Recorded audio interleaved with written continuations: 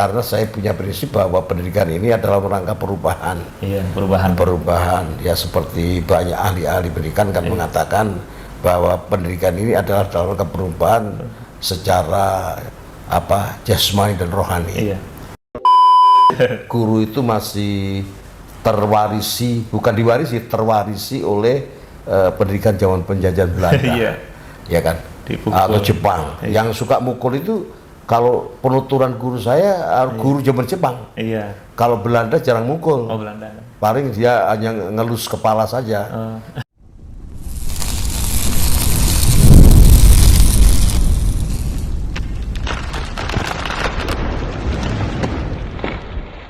Bismillahirrahmanirrahim. Assalamualaikum warahmatullahi wabarakatuh. Waalaikumsalam warahmatullahi wabarakatuh. Ya, alhamdulillah pemirsa PTDI TV. Alhamdulillah kali ini saya ditemani oleh Bapak Dr. Andes S. Adi Priyono MPD. Alhamdulillah sudah lama sebenarnya ingin membuat video dengan Pak Adi. Insya Allah di podcast hari ini kita akan membahas tema seputar dunia pendidikan, dan nanti kita juga akan bertanya-tanya kepada Pak Adi bagaimana pengalaman Pak Adi semenjak beliau dari SD, SMP, SMA, kemudian kuliah, yang nantinya beliau juga akan menceritakan pengalamannya di dalam dunia pendidikan. Langsung saja kita kenalan Pak Adi. Assalamualaikum Pak Adi. Waalaikumsalam warahmatullahi wabarakatuh. Ya, alhamdulillah, terima kasih telah menerima undangan PTDI TV Pak Adi ya. Amin, amin ya rabbal alamin. Ya, gimana kabarnya hari ini Pak Adi? Baik, Pak Willy, alhamdulillah sehat-sehat selalu dan mampu melaksanakan tugas Tridharma Perguruan Tinggi di kampus TAI PTDI. Alhamdulillah Pak Adi, sehat-sehat. Alhamdulillah saya juga sehat juga Pak Adi. Amin. Ini pada kesempatan hari ini, podcast hari ini, saya ingin Pak Adi bertanya-tanya mengenai dunia pendidikan. Boleh mungkin Pak Adi ceritain pengalaman Pak Adi, mungkin dari Pak Adi sekolah dulu. Mungkin banyak yang belum tahu, mungkin Pak Adi pemirsa YouTube, tentang pengalaman sekolah ketika zaman dulu Pak Adi ya. Baik. Silakan, Pak Adi. Bismillahirrahmanirrahim. Assalamualaikum warahmatullahi wabarakatuh. Waalaikumsalam warahmatullahi wabarakatuh. Saya selepas sekolah rakyat yang kemudian menjadi sekolah dasar pada tahun 1969, kemudian saya masuk pendidikan guru agama Islam di Kota Tulungagung, Jawa Timur, yang waktu itu selama 6 tahun. Jadi tahun 1970 sampai 6 tahun saya menempuh pendidikan guru agama Islam, sekaligus saya mengikuti pendidikan di pondok pesantren. Pesantren Pak Adi ya? Iya, jadi saya sekaligus sekolah pendidikan guru agama Islam dan juga mondok, belajar di pondok yang waktu itu masih banyak mengkaji kitab kuning yang berbasis Al-Quran dan Al-Hadis. Dan juga ada tauhidnya, ada fikihnya, ada tarikh Islam. Udah. Iya, lengkap. Padahal masih setara SD itu Pak Adi? Setara SMP SMA. Oh, SMP SMA Pak Adi ya? Iya, lepas sekolah dasar. Oh, lepas sekolah dasar. Dan madrasah ibtidaiyah, karena mengapa saya katakan sekolah dasar waktu itu, waktu saya masuk sekolah itu kan namanya sekolah rakyat. Sekolah rakyat ya? 5 tahun, kemudian ketika mau ujian tahun 69 menjadi sekolah dasar. Baru. Nah, setelah sekolah dasar tamat, nah sambil sekolah dasar pagi hari, sore harinya ikut pendidikan madrasah diniyah. Nah, kalau sekarang ya masih ada diniyah yang mengkaji, mempelajari pendidikan agama Islam. Dan alhamdulillah tadi saya katakan bahwa saya diterima di pendidikan guru agama Islam 6 tahun di Kota Tulungagung, Jawa Timur, dan kemudian sempat juga visiting atau kunjungan ke pondok pesantren Gontor Ponorogo selama 3 bulan sebagai santri utusan begitu, untuk mengenal tentang pembelajaran bilingual di pondok pesantren Gontor Ponorogo waktu itu tahun 1973. Waduh, saya kayaknya iya. nggak tahu ada di mana sih. Saya diajak ke para kiai itu, mengajak para santri waktu itu nggak salah 12 orang. 12 orang. Kemudian berkunjung ke pondokan pesantren Gontor Ponorogo untuk mengenal pelajaran bilingual selama 3 bulan. Bilingual itu apa tadi? Bilingual ini jadi di pondok pesantren Gontor Ponorogo itu menerapkan berbahasa dalam komunikasi di pondok itu 2 bahasa. Oh iya, 2 bahasa. Bahasa Indonesia, bahasa Inggris, dan bahasa Arab. Sebenarnya trilingual, tapi dikenalnya bilingual karena dianggapnya bahasa Indonesia sudah hebat. Bisa ya. Jadi jika komunikasi itu dari bahasa Indonesia, bahasa Arab, dan bahasa Inggris. Itulah pengalaman pertama saya dari usia sekolah pendidikan guru agama dan ikut di pondok pesantren. Memang berat rasanya. Iya. Kenapa? Tapi karena senang jadi nggak rasa berat. Kemudian saya perlu diingat Pak bahwa ketika saya sekolah PGA itu mendapat ikatan dinas. Ikatan dinas. Kalau sekarang ya beasiswa lah gitu. Oh iya. Yang wajib berdinas setelah lulus PGA 6 tahun. Mengabdi gitu. Ya? Iya, mengabdi. Tapi alhamdulillah saya ketika lulus PGA 6 tahun itu saya tidak melaksanakan dinas dengan alasan saya diterima kuliah di IKIP Bandung begitu. Iya. Kemudian setelah itu kuliah di IKIP Bandung, kemudian di IKIP Muhammadiyah Jakarta, IKIP di IKIP Jakarta juga S1. Nah ini kemudian S2-nya di UHAMKA. Berapa kampus tadi? Ya. Banyak tadi. Kemudian S3-nya di Universitas Islam Nusantara Bandung. Yang sudah selesai begitu. Jadi kalau dilihat pendidikan yang saya tempuh ini memang kurikulumnya sangat sederhana. Kurikulumnya Pak dia sangat sederhana. Kenapa saya katakan sederhana? Penekanan kurikulum waktu saya di SD itu yang penting bisa membaca, menulis, dan berhitung. Iya. Sedangkan ilmu-ilmu lain itu diserahkan kepada murid untuk membaca. Kalau sekarang sudah tidak tidak aneh lagi lah, membaca itu sudah banyak buku-buku. Kemudian Bapak, saya punya pengalaman pendidikan di Jakarta ini. Saya selesai PGA 6 tahun itu, dan maaf saya juga waktu itu menempuh pendidikan guru sekolah dasar. Tapi pendidikan guru sekolah dasarnya namanya SPG. Jadi sambil sekolah PGA, kemudian ikut penyetaraan pendidikan guru sekolah dasar. Programnya pemerintah. Pak Soeharto itu Pak. Iya. Waktu itu ada pendidikan guru sekolah dasar, ada kursus pendidikan guru sekolah dasar. Kalau pendidikan guru sekolah dasar itu diperuntukkan bagi peserta didik atau siswa SLA yang masih aktif, sedangkan kursus pendidikan guru diperuntukkan bagi guru-guru yang sudah honorer. Yang sudah honorer di sekolah dasar, tapi dia ijazahnya SMA. Itu boleh ikut kursus pendidikan guru, KPG. Saya sambil sekolah PGA 6 tahun tadi, saya juga ikut sekolah pendidikan guru sekolah dasar. Jadi sekolahnya dengan PGA, kebetulan PGA tempat saya tekuni itu sekolahnya siang hari Pak. Siang hari jam 1 sampai jam 6 sore. Sholat zuhur di sekolah wajib itu. Jadi saya dari paginya saya sekolah pendidikan guru. Karena PGA-nya mendapatkan ikatan dinas, saya berani merangkap sekolah itu. Banyak banget Pak dia. Padat. Iya, alhamdulillah. Jadi dengan padatnya belajar itu sudah di pondok, ngaji kan. Kemudian kalau PGA ini kan, kalau saya punya pola pikir gini. Kalau PGA dengan ngaji linear lah. kemudian umumnya menekuni di sekolah pendidikan guru Iya. pagi harinya. Alhamdulillah saya mampu menyelesaikan semua. Iya. Dan ketika saya ke Jakarta sambil kuliah di Bandung, kuliahnya di IKIP Bandung itu tidak tiap hari Pak, Oh, nggak tiap hari. hanya hari Jumat Sabtu.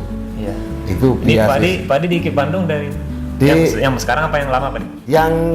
Yang di kampus Setiabudi. Oh, yang dulu Pak Adi ya? Yang kampus lama, Iya. bukan sekolah kampus lama Oh, sih. iya, iya. Cuma sekarang kan bangun di Jatinangor, Oh iya. Sumedang. Sekarang UPI nama Pak Adi ya? Ya UPI, Oh, iya, sekarang UPI. Universitas Pendidikan Pendidikan, Indonesia. oh, iya. Ya, Dulu IKIP Bandung Pak Adi. di Bandung, tempat berkarirnya teman kita dosen PTDI yaitu Bapak Dr. Iman Sabri yang mutasi ke Universitas Pendidikan Indonesia Prodi PGSD. Jadi begini Bapak, itu pengalaman saya di bidang pendidikan. Dan Banyak kemudian ketika saya datang ke Jakarta sambil kuliah di Bandung, Iya. saya alhamdulillah diterima sebagai CPNS, Iya. guru sekolah dasar. Nah, waktu itu saya melamarnya tidak pakai ijazah PGA. Saya pakai ijazah PG karena yang ada formasi guru sekolah dasar. Iya. Saya diangkat pada tanggal SK-nya 1 Januari 1978. Iya. Tapi saya lulus tesnya itu bulan Agustus 1977. 77 Pak Adi. Itu bulan Agustus 77 lulus di tes di Senayan sana. Kemudian saya SK-nya itu 1 Januari 1978 dan saya masih ingat Pak, Iya. waktu itu dapat uang rapel. Iya. Wah, 8 bulan Pak. Saya bilang ini uang apa ini? Uang rapel, Bapak kan di tesnya lulus bulan Agustus. Kemudian ini SK-nya dinas Januari 78. Wah, ini ada rapel. Mungkin karena negara waktu itu memang mensupport para calon guru dan guru diberikan uang rapel namanya, gaji awal. Gajinya kalau nggak salah Bapak waktu itu 16.960. Masih ingat Pak Adi? Ya, 9.969 rupiah. Iya. Alhamdulillah. Pas di rapel segitu juga Pak Adi? Di rapel, Jadi iya dikalikan 8 bulan. kali 8 bulan Pak Adi. 8 bulan. 9 tadi Pak Adi ya? Iya, 9 9.000. sekitar 72 ribuan, 700. Itu masih CPNS Pak. Iya, masih CPNS. Ya, 9.669 rupiah. Iya. Nah, ketika sudah menjadi PNS, Iya. tahun 1979, 1 Januari 1999, itu gajinya menjadi 16.000. 16.000 Sebulan, ya? karena ada penyesuaian Iya. dan kenaikan gaji menjadi tadi berapa? 16.000. 16 ribu Pak Adi. 16.960 rupiah. Saya mensyukuri nikmat saja. Iya. Nah, kemudian saya mulai tahun 78 itu setelah saya diangkat guru PNS, Iya. saya menekuni ngajar di madrasah ibtidaiyah Pak. Itu sambil ini Pak Adi ya? Iya, Oh, sambil ya. saya Itu menekuni. Waktu itu saya masih ingat, Ya. saya karena punya ijazah PGA, saya ngelamarnya pakai ijazah PGA, Iya. menjadi guru sekolah Iya. ibtidaiyah di SD Madrasah Ibtidaiyah Al Islamiyah Sunterjaya. Masih ada sekarang. Ya, tapi gurunya sudah ganti generasi baru. Iya. Saya mengajar kelas 3 waktu itu. Kelas 3 Pak Adi. Ya ngajar bahasa Arab, Iya. ngajar tauhid, fikih, ya matematika, pokoknya all in lah gitu. Karena kita lulus sekian tahun, berani saja. Iya. Itu. Jadi sambil kuliah di Bandung, kemudian ngajar, senang ngajar Pak. Iya. Saya senang. Mengapa? Karena saya punya prinsip bahwa pendidikan ini adalah rangka perubahan. Iya, perubahan. Perubahan ya, seperti banyak ahli-ahli pendidikan kan mengatakan bahwa pendidikan ini adalah dalam rangka perubahan secara jasmani dan rohani. Iya. Seperti seorang ahli pendidikan dari Inggris, Iya. yaitu dosen Bristol University, atau diri terkenal FKIP-nya di Bristol Inggris, Inggris. yang juga buka cabang di Australia. Iya. Bapak Benyamin S. Bloom mengatakan bahwa pendidikan itu dalam rangka perubahan kognitif, Perubahan kognitif. ya kecerdasan, perubahan afektif, yaitu perubahan sikap, Iya. sikap moral, Sikap moral Pak dia. akhlak karimah, ya kan. Kemudian juga perubahan psikomotorik atau keterampilan. Iya. Oleh karena itulah saya menempuh pendidikan sampai S3 itu ya karena senang Pak. Sekarang masih sekolah juga Pak dia. Ya. Sekolah Pasca Sarjana Pak dia. Ya, alhamdulillah udah selesai kuliahnya. Tadi saya hitung tadi Pak Adi sudah sekitar ada 5 kampus apa 6 kampus tadi saya hitung. Pertama kan tadi Pak Adi di IKIP Di IKIP Bandung, enggak yang di IKIP IKIP Bandung, IKIP Muhammadiyah. kemudian IKIP Jakarta. IKIP Jakarta. IKIP Jakarta begini Pak, IKIP Jakarta itu penyetaraan juga Pak. Oh, penyetaraan Jadi tadi. kenapa? Karena mahasiswa IKIP Muhammadiyah itu ketika ujian semester itu harus mengikuti ujian di IKIP Jakarta. Oh iya. Kalau zaman era SB itu ada uji kendali mutu apa namanya? Iya. Nah, sebelum ujian itu kita ikut kuliah. Kuliah Pak dia. Ikut kuliah. Oh, iya. Sehingga saya ketika saya sudah menjadi dosen, Iya. itu tertawa dengan teman-teman yang dulunya ngasih kuliah kepada saya, yaitu Bapak almarhum Profesor Basi Siregar, Bapak almarhum Maas Datuk Pamunca, ya kan, Bapak almarhum Sidi Ibrahim Bukhari, itu udah guru besar semua. Saya semua Pak dia. Juga ada yang Profesor Johan Makmur. Begitu sudah sama-sama ngajar, Iya. dulu ikut sebelum ujian ikut kuliah di IKIP Jakarta ya. Iya Prof, ya namanya dulu ikuti aja. Iya, itu bagus. Jadi sekarang ya walaupun Anda kuliahnya di Kemudia juga kuliah di IKIP Jakarta. Iya.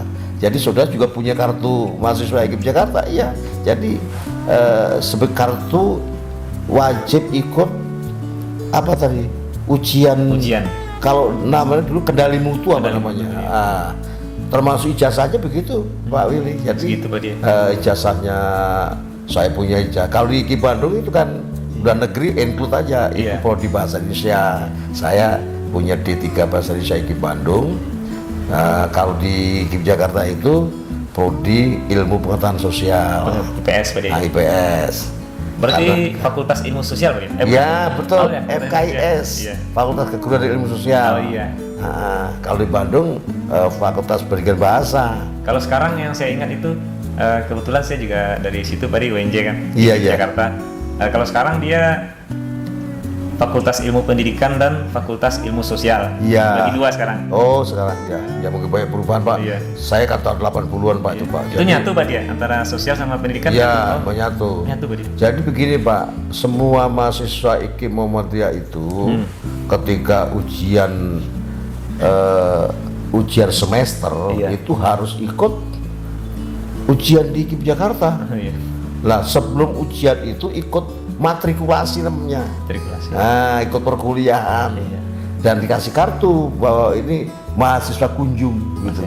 Mahasiswa kunjung. Itulah jadi pengalaman ketika saya udah ketika saya menjadi dosen di UHAMKA mulai tahun 99 selesai S2 itu banyak dosen-dosen IKIP Jakarta ya, beliau sekarang udah nggak ada tuh, pernah meninggal. Itu pada saling menyuting. Dulu kuliahnya double ya. Ya memang ketentuan harus ikut Prof ya. Nah, itulah pengalaman di bidang pendidikan yang saya memang senang saya menjadi guru. Ya, sampai hari ini saya masih berkarir di STAI PTDI. Ini adalah dalam rangka mengamalkan Tridharma Perguruan Tinggi dan hasil pendidikan yang saya peroleh itu. Begitu Pak Willy. Kalau ini Pak Di, kalau perbedaannya Pak Di, pasti Pak Di ngerasain berbeda jauh Pak Di, pendidikan zaman dulu dibanding zaman sekarang Pak Di. Ya, kalau Bedanya. pada era saya kuliah, pada era saya di SD tahun 60-an, SMP tahun 70-an, SMA dan saya kuliah jauh berbeda. Perbedaannya diantaranya adalah waktu itu belum ada mata pelajaran teknologi dan informasi. Iya. Ya ada pelajaran mengetik. ya. Nah, kalau sekarang sudah ada teknologi TIK, informasi ya. TIK, bahkan perguruan tinggi pun sudah ada fakultas komputer. Oh iya, jadi fakultas. Ada teknologi komputer dan Iya. manajemen komputer. Iya. Ini yang perbedaan yang substantif ketika saya sekolah dan saya kuliah. Iya. Kemudian dalam perbedaan tadi terkait dengan pendapat Benjamin S. Bloom, bidang akademik memang jauh berbeda. Kalau dulu peserta didik maupun mahasiswa itu bidang akademik itu begitu tekun membaca, membaca meresume. Jadi kalau kita dikasih tugas oleh guru atau dosen itu wajib buat resume. Wajib Pak dia. Membuat seperti abstrak itu ya. Iya, abstrak. Kemudian bidang afektif atau moral ya dulu belum ada narkoba, belum ada narkotika, yang ada paling rokok ya.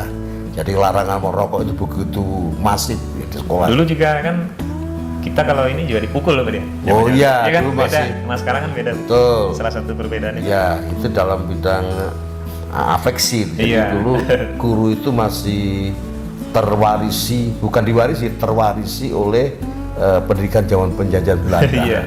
Ya kan? Dipukul. Atau Jepang. Yang suka mukul itu kalau penuturan guru saya guru zaman Jepang. Iya. Kalau Belanda jarang mukul. Oh Belanda. Paling dia hanya ngelus kepala saja. Kalau yang masif represif itu zaman Jepang. Oh, zaman Jepang berarti. Ya tahun 42 sampai 45 itu. Iya. Jepang menjaya kita dan sangat galak guru-guru zaman Jepang. Kenapa? Karena saya ketika sekolah di tingkat sekolah dasar itu ada guru saya itu yang masih mantan guru zaman Belanda di Jepang masih ada satu Tapi orang. Indonesia berarti. Indonesia. Guru saya Pak Muhammad Gimbir namanya. Begitu saya kelas 3 beliau pensiun. Mungkin beliau ikut organisasi yang dibuat Jepang juga Pak. Oh iya. Jadi gurunya. semua pokoknya ya minimal yang namanya Taiso atau senam itu harus diikuti. Banyak banget itu. Ya, organisasi yang dibuat Jepang Pak. Jadi saya mengalami pendidikan era Bung Karno, Bung Harto dan sampai hari ini. Iya. Dan perbedaan yang sangat menyolok tadi Pak, bahwa afektif sikap moral. Pelajar waktu itu, pelajar itu arti tugasnya pelajar arti pekerjaan belajar Pak. Iya. Kalau sekarang peserta didik kan. Peserta didik Pak. Itu dengan secara afektif, hormatnya dengan guru tuh bukan main Pak. Iya. Iya. Guru lewat tuh kita tidak berani, tidak berani sembarangan. Bahkan maaf kata, mau kita mau kentut juga nggak berani mengeluarkan kentutnya. Saking hormat kita dengan guru. Nah itu dibilang afeksi dan kesopanan sangat tinggi sekali. Sekarang mengapa? Sekarang juga sebenarnya kesopanan sekarang masih bagus. Cuman sekarang ini pengaruh teknologi informasi ini membuat anak-anak ingin setara. Kemudian sekarang ini kan sedang didengungkan tentang hak asasi manusia kan. Ya kan kalau zaman saya sekolah hak asasi manusia itu memang sama, tapi kedudukannya berbeda. Betul, saya pernah berdebat juga ketika usia PGI itu. Berbeda bagaimana Pak? Ya Anda kan murid, saya guru. Nah, Anda harus hormat kepada guru. Sekarang kita mengatakan demikian, anak-anak itu tersenyum kecut. Dengan bahasa itu kita nggak boleh dengan bahasa itu. Oh ya terakhir tadi mungkin terakhir pertanyaannya tentang ini Pak Di. Kan lagi hangat mau pemilu Pak Di. Ya mohon maaf pertanyaannya masih dunia pendidikan Pak Di kan. Mungkin harapan Pak Adi nanti kepada calon presiden nanti yang terpilih kira-kira seperti apa Pak Di? Ya, baiknya saya sebagai guru, sebagai dosen, sebagai tenaga pendidik di STAI PTD ini, saya berharap bahwa presiden yang akan datang yang terpilih itu benar-benar kata orang Jogja itu mumpuni, yang punya kemampuan plus, yaitu bidang pendidikan, ya bidang agama, kan. Jadi seperti halnya pendapat MP-nya Eskom, akademiknya bagus, afektifnya bagus, kemudian psikomotoriknya bagus, sehingga nanti akan membawa pendidikan ini bukan untuk kepentingan tertentu atau kelompok, tapi kepentingan generasi muda Indonesia yang akan menempuh era globalisasi yang di Indonesia disebut era global, era emas. Era emas ya. Era. Indonesia emas, Pak. Iya, Indonesia emas. Indonesia emas. Namun demikian perlu dicatat bahwa presiden di Indonesia ini harus juga seorang presiden yang mampu mengemban Undang-Undang Dasar 45 demi kepentingan rakyat Indonesia, bukan untuk kepentingan kelompok atau organisasi tertentu, dan harus semangat Pancasila dan Bhinneka Tunggal Ika, begitu. Iya, iya, kenapa tadi saya tanya karena dari zaman itu Pak dia, dari zaman mungkin dari zaman SBY, Mega, kemudian sampai Jokowi, kayaknya guru nggak kesejahteraannya masih jauh Pak dia, jauh, betul. Jauh banget di bawah standar sebenarnya. Itu tadi kan saya katakan tadi dari segi pendidikan, dari segi kesejahteraan memang guru di Indonesia ini menjadikan, kebetulan saya kan aktivis di UNESCO. Ya, jadi sejak saya guru SMA, saya aktif di UNESCO. Memang kita malu Pak. Guru Indonesia itu apa? Visiting apa? Dibilang tamasanya apa? Nggak ada. Teman di Malaysia itu ada jatah libur ke negara Asia pada waktu liburan, dan juga kalau menjelang pensiun di jatah libur ke Eropa dan Amerika. Zaman Pak Adi dulu kan, Pak Adi juga sempat Pak Adi ya berkunjung gitu Pak Adi. Yang itu karena saya ikut UNESCO Pak Adi. Karena saya lulus tes di Komisi Nasional untuk UNESCO di Kemendikbud. Sempat ke negara-negara lain gitu Pak Adi. Tapi saya hanya Asia Tenggara sama Pasifik. Itu jadi sedih tuh. Kenapa? Sehingga diharapkan ke depan itu kesejahteraan guru itu tidak hanya berupa finansial, tapi juga mendapatkan pendidikan yang lebih tinggi lah, tidak mendapatkan beasiswa tadi. Ya, begitu pun dosen ya kan. Sekarang kan sudah ada beasiswa tapi belum merata ya kan.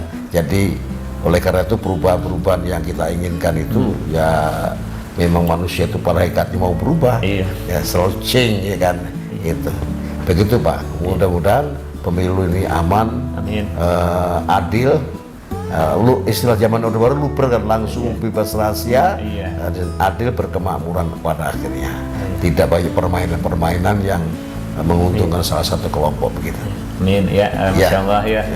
Luar biasa tadi perjalanan pendidikan Pak Adi tadi, sampai juga Pak Adi juga aktif di UNESCO Pak dia.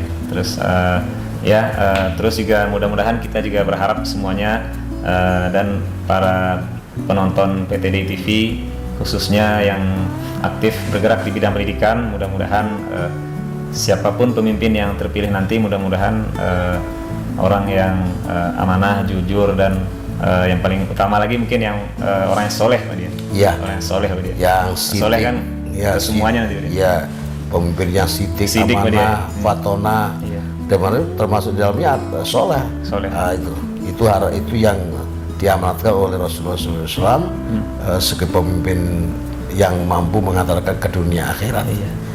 Karena ini Pak dia, karena kan satu keputusan dari pemimpin itu sangat berpengaruh pada ratusan juta manusia Pak dia. Wah, bukan pengaruh lagi Pak. Luar biasa Pak. Bukan pengaruh saja, sangat mempengaruhi pola pikir, pola kehidupan, dan pola tindak. Iya kan itu. Bangsa Indonesia. Oleh karena itu pemimpin itu harus mumpuni tadi, harus punya sikap yang kalau Rasulullah kan sikap sidik amanah, sidik itu jujur, ya kan, amanah itu menyampaikan sesuatu yang baik, kemudian fatwa itu cerdas. Insya Allah. Amin. Ya, insya Allah amin. Amin. Ya, alhamdulillah, luar biasa pengalaman Pak Adi. Kami berterima kasih banyak Pak Adi. Saya terima kasih banyak Pak Adi. Sebelum saya akhiri, bahwa pemirsa yang terhormat, bahwa saya setelah berdinas di SD tadi selama 12 tahun 2002 itu mutasi ke SMA Negeri 13 dengan alasan untuk meningkatkan karir dan juga meningkatkan volume mengajar di perguruan tinggi, Iya. termasuk di PTDI maupun di kampus lain. Iya. Ya. Iya, Baik. siap Pak Adi. Alhamdulillah, mudah-mudahan apa yang kita bahas hari ini bisa bermanfaat bagi teman-teman semua. Amin. Kurang lebihnya mohon maaf. Assalamualaikum warahmatullahi wabarakatuh. Waalaikumsalam warahmatullahi wabarakatuh. Pak Adi. Amin.